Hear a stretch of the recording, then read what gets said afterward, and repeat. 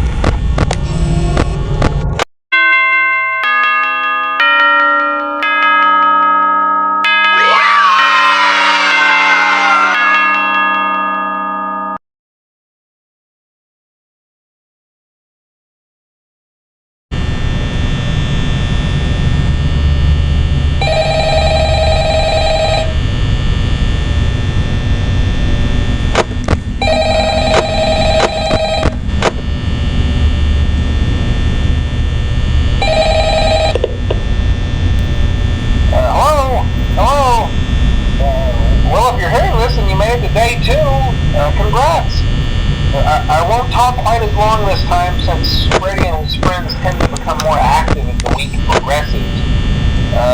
It might be a good idea to peek at those cameras while I talk, just to make sure everyone's in their proper place, you know. Interestingly enough, Freddy himself doesn't come off stage very often. I've heard he becomes a lot more active in the dark, though, so hey, I guess that's one more reason not to run out of power, right? I also want to emphasize the importance of using your door lights. There are blind spots in your camera view, and those blind spots happen to be right outside your doors. So if you can't find something or someone on your cameras, be sure to check the door light. You might only have a few seconds to react. Not that you would be in any danger, of course. I'm not implying that. Also, check on the curtain in Pirate Cove from time to time. The character in there seems unique in that he becomes more active if the cameras remain off for long periods of time. I guess he doesn't like being watched. I don't know. Anyway, I'm sure you have everything under control. Talk to you soon.